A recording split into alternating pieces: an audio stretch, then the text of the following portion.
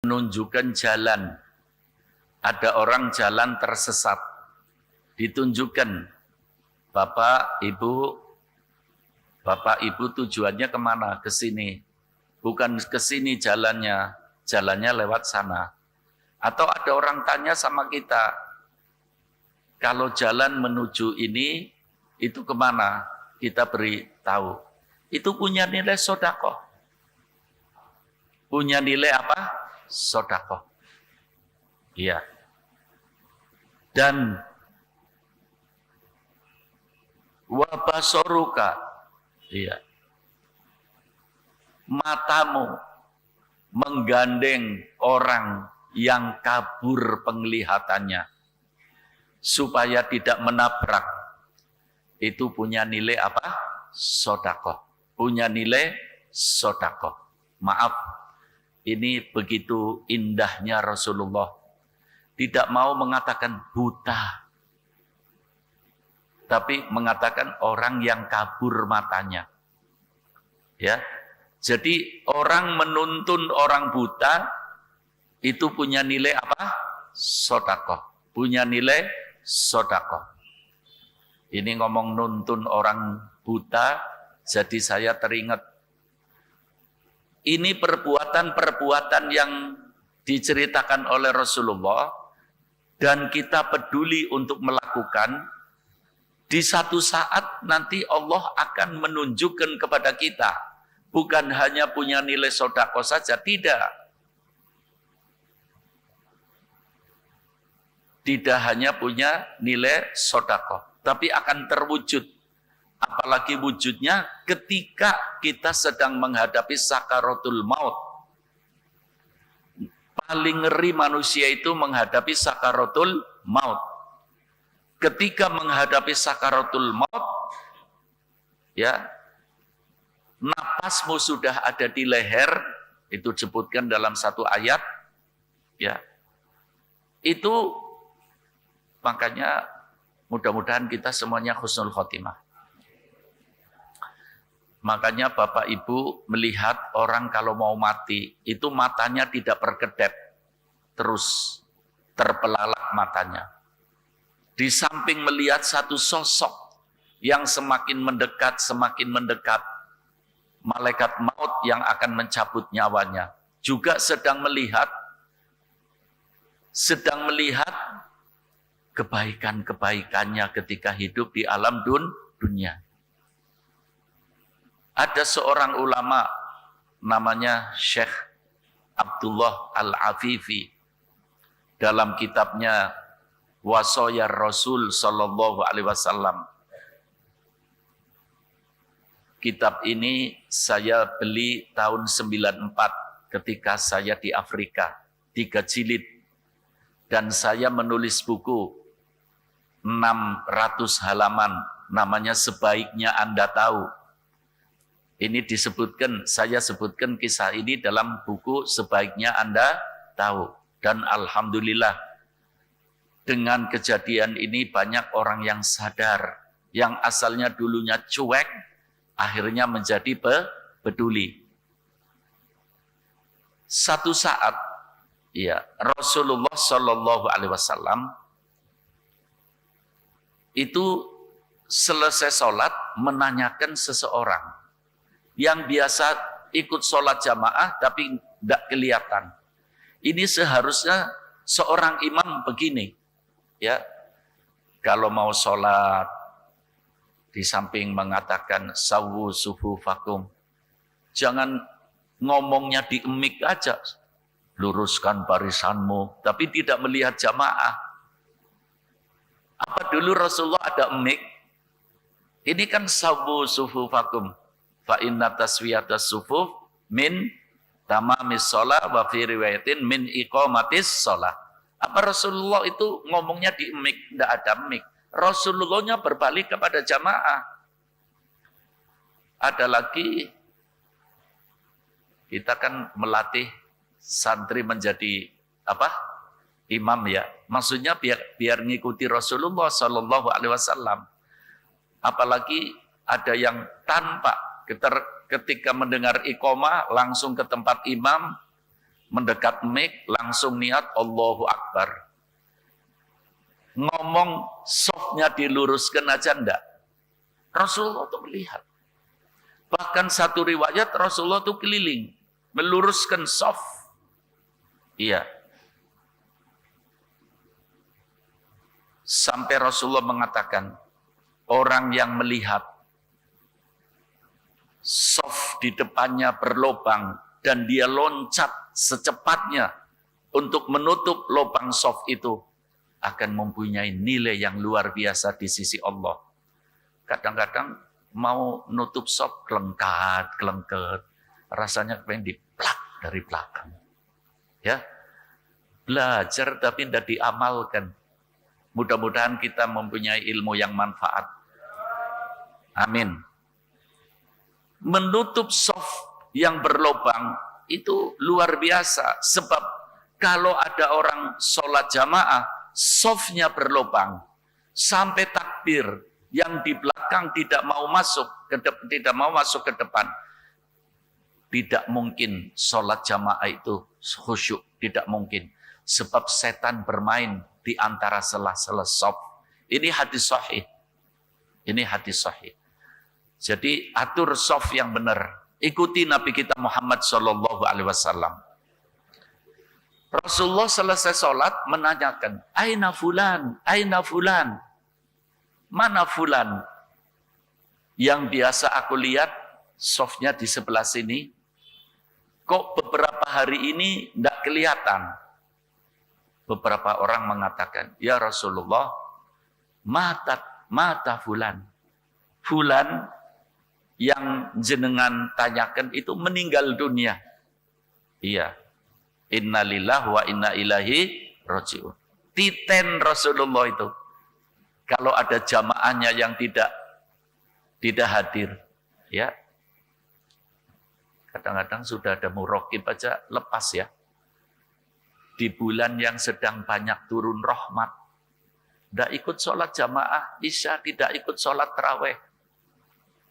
Ya, orang mesti rame-rame, gensetnya dimatikan. Na'udzubillah. Sallu ala Nabi Muhammad. Orang Arab itu senangnya mendoakan. Keadaan gelap, tahu-tahu ada orang menyalakan lampu. Langsung spontan, nawwarallah qalbak. Mudah-mudahan hatimu diberi cahaya oleh Allah.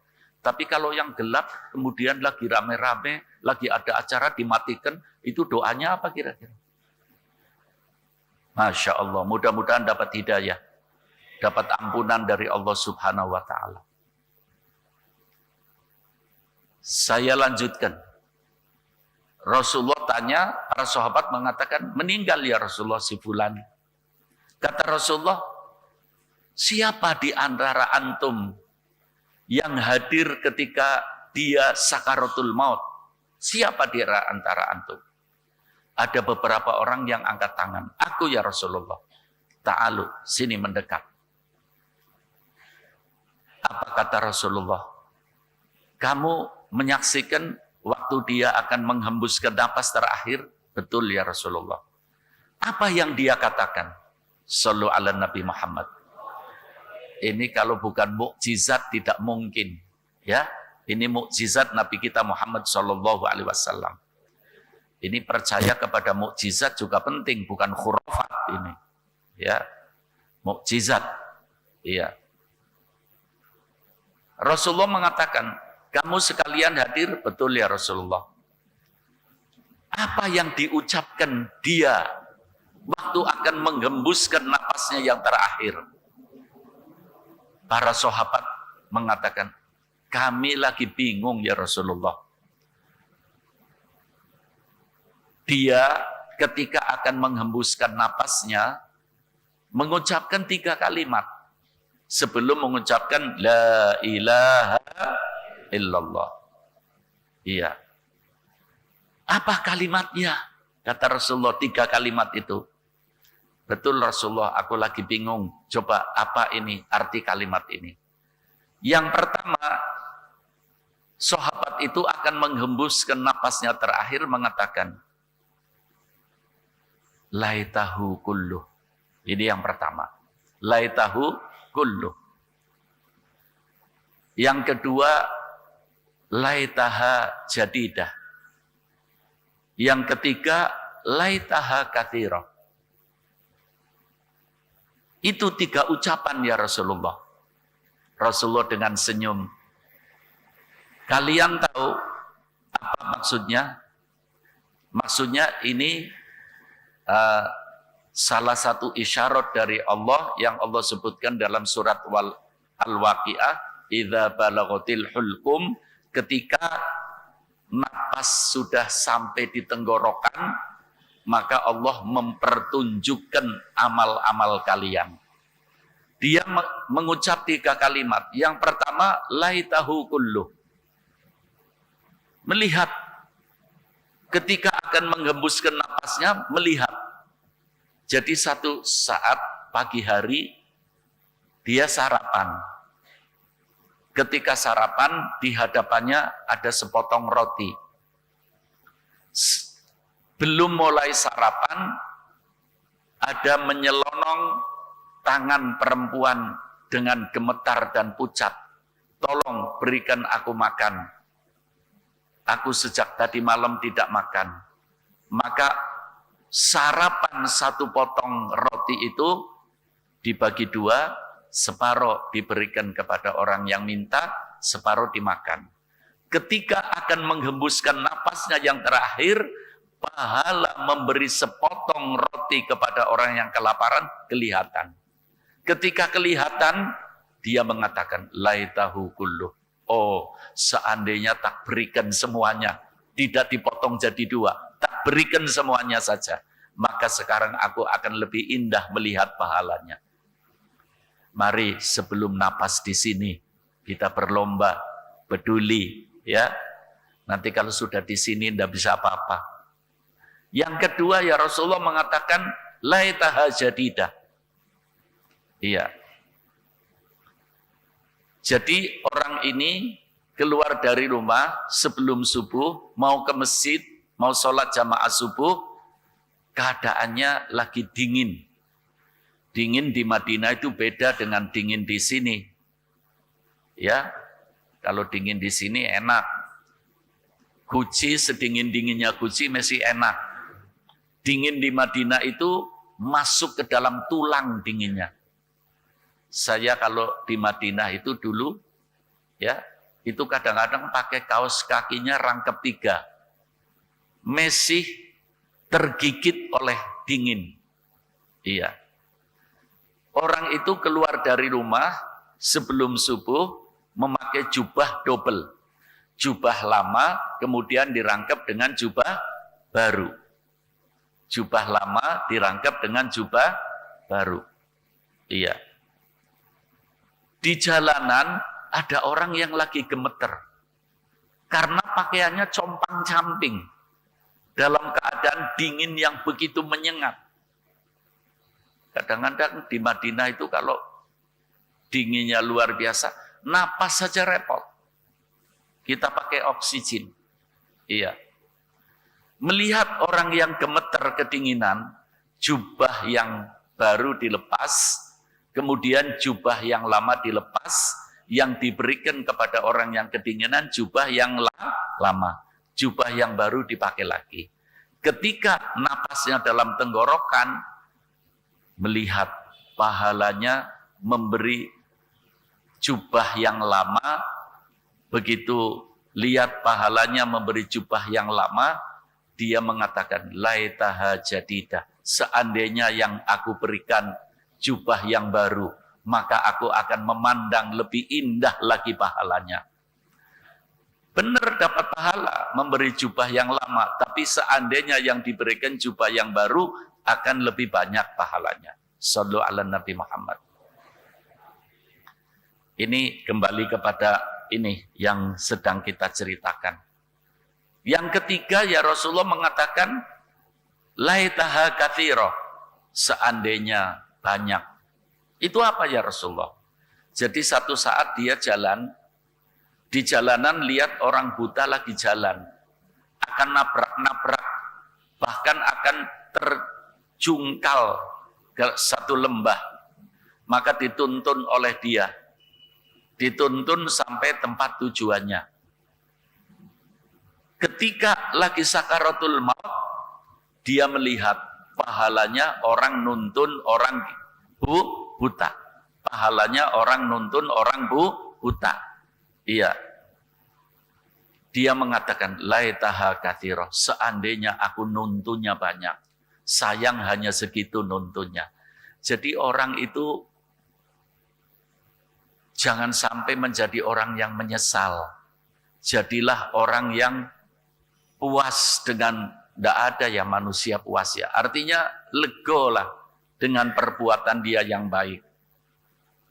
Jangan sampai menyesal. Ini masih di dunia lagi sakaratul maut. Apalagi nanti di lubang kubur. Apalagi nanti di alam kubur. Apalagi nanti di hari kiamat. Supaya kita jangan menjadi orang menyesal. Ini pendidikan dari Nabi kita Muhammad SAW. Supaya kita jangan jadi orang yang menyesal. Ya. Ini ngaji seperti ini. Alhamdulillah kita istiqomah berangkat terus. Umpamanya berangkatnya awal sampai akhir.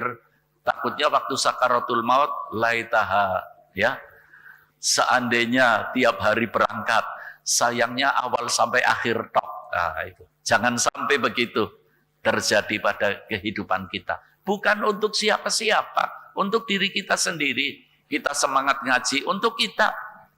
Kita malas ngaji. Yang rugi siapa? Kita. Sallu ala Nabi Muhammad.